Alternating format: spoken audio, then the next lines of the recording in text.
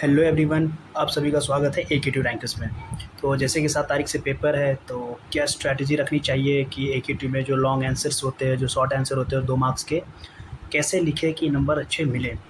क्योंकि जिन बच्चों को कुछ न जैसे मान लीजिए कि टॉपिक थोड़ा बहुत याद है, उनको किस तरीके से ड्राफ्ट करें ताकि अच्छे मार्क्स आएँ। तो उनकी एक स्ट्रैटेजी होती है, लिखने का एक तरीका होता है जिसकी वजह से आपके मार्क्स 10 टू 20% इंक्रीज़ हो जाते हैं। तो यहाँ पे जो हमने लिखा है कि 100% पास होने की जो स्ट्रैटेजी है कि एकेटिव एग्ज़ाम पेपर कैसे लिखना चाहिए। तो पहले बात करते हैं जो भी 2 मार्क्स के क्वेश्चन्स आते हैं, उनका क्या स्ट्रैटेजी होना चाहिए। तो जैसे कोई भी अगर क्वेश्चन आता है, जैसे कि एग्ज़ाम्पल की तरह मान लेते हैं कि एक एग्ज़ाम्पल है हमारे पास यहाँ पे, व्हाट इज़ डीबीएमएस? ये आप थर्ड ईयर में पढ़ेंगे। मैंने एग्ज़ाम्पल के तौर पे ले लिया है कि डीबीएमएस क्या होता है। तो मैंने सीधा लिख दिया कि डेटाबेस मैनेजमेंट सिस्टम एक सॉफ्टवेयर सिस्टम है जो कि अलाउ करता है यूज़र को डिफ़ाइन, क्रिएट और मेंटेन करने के लिए, और कंट्रोल एक्सेस देता है डेटाबेस को। तो यहाँ पे आप देखेंगे तो कीवर्ड्स का यूज़ किया मैंने, DBMS, software system and control access. आपको कीवर्ड्स यूज़ करने होंगे हर आंसर में। 2 मार्क्स के हैं, ज़ाहिर-सी बात है, छोटा लिखेंगे कंसाइज़ वे में, लेकिन इफ़ेक्टिव आंसर होना चाहिए। तो ये बहुत ज़्यादा इम्पोर्टेंट है।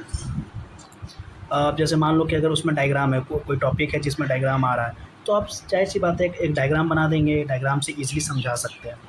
और कीवर्ड्स लिखना बहुत इम्पोर्टेंट है। अगर उन कीवर्ड्स को अगर आप एलॉबरेट करते हैं, तो आप अच्छे से मतलब कह सकते हैं एवरेज मार्क्स आप गेन कर सकते हैं, अगर आपको कुछ नहीं भी आ रहा है तब भी। अब बात करते हैं 7 मार्क्स क्वेश्चंस की स्ट्रैटेजी क्या होनी चाहिए। और ये जो भी बात कर रहा हूँ, जो भी थ्योरेटिकल सब्जेक्ट है, जैसे कि यूएचबी, ऑपरेटिंग सिस्टम्स एंड और भी जो भी सब्जेक्ट्स हैं हमारे, उनकी बातें कर रहा हूँ मैं इस पे। तो 7 मार्क्स क्वेश्चंस की स्ट्रैटेजी क्या होनी चाहिए? तो जो भी एक स्ट्रक्चर होगा आंसर लिखने का, जैसे मान लीजिए अगर कुछ भी पूछता है तो पहले उसका इंट्रोडक्शन मीन्स उसका डेफिनेशन लिखेंगे। जो भी मेन कंटेंट्स आप उसको पॉइंट वाइज़ लिखेंगे।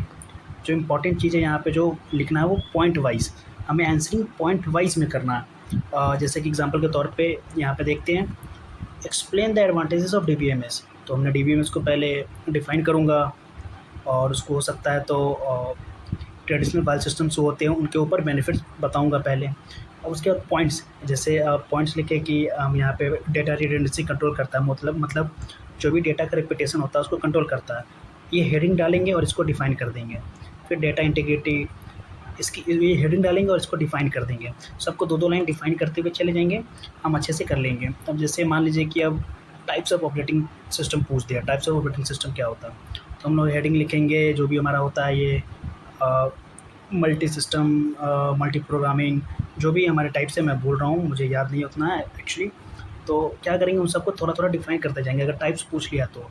अगर स्पेसिफ़िक तरीके से कोई टाइप्स ही पूछ लिया है कि नहीं मल्टी प्रोग्रामिंग ऑपरेटिंग सिस्टम क्या होता है, तो आप क्या करेंगे, पहले मल्टी प्रोग्रामिंग ऑपरेटिंग सिस्टम को डिफ़ाइन करेंगे, फिर डायग्राम बनाएँगे, और उसके जो-जो मेन कंपोनेंट्स है, जो मेन कीवर्ड्स है, उसको क्या करेंगे आप लोग एक्सप्लेन कर देंगे।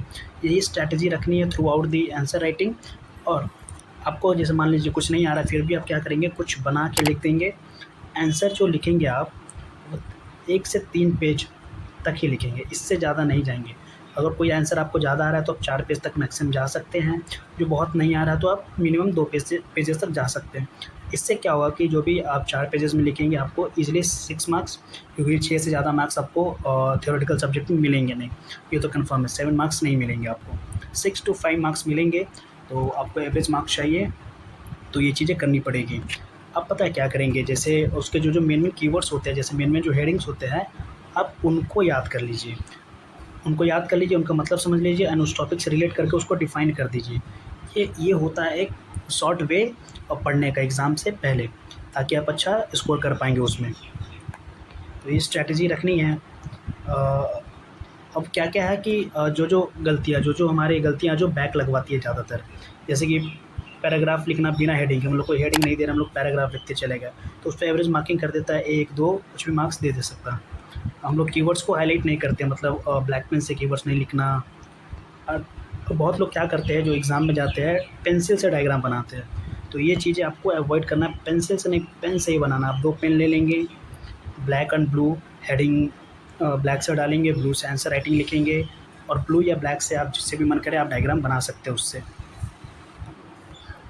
नेक्स्ट जो एक्स्ट्रा टिप्स है, जो स्कोर करेंगे good marks, black and blue pen का यूज़ करना है हमें। एक लाइन छोड़ो हर आंसर के बीच में। अब जैसे अब आंसरिंग करते हैं ना, तो कुछ बच्चे होते हैं कि क्वेश्चन नंबर सही से नहीं डालते हैं।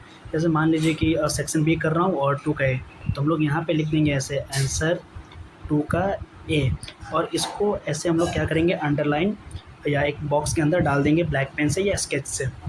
उसके बाद हम लोग आंसर राइटिंग यहाँ पे ऐसे ऐसे कर देंगे, और यहाँ पे टॉपिक जो भी है, जैसे मान लीजिए टाइप्स ऑफ ऑपरेटिंग सिस्टम लिखा, उसके बाद यहाँ पे डिफाइन करना शुरू कर दिए। तो बहुत लोग नंबरिंग गलत डालते हैं, जिसकी वजह से उनकी बैक आने के चांसेस बढ़ जाते हैं। आप नंबरिंग गलत डालोगे, और ये मैंने बहुत सारे बच्चों के साथ देखा है कि वो गलत क्वेश्चन नंबरिंग डालते हैं, जिनसे उनको जो क्वेश्चंस आते रहते हैं वो भी गलत कर जाते हैं। वो मतलब अच्छे से लिख के आए, जिनमें 5-6 नंबर मिलने चाहिए थे, लेकिन क्वेश्चन नंबर गलत डाल दिए, जिनसे उनकी मार्क्स कम आ गए। तो इन सब चीज़ों को ध्यान देना।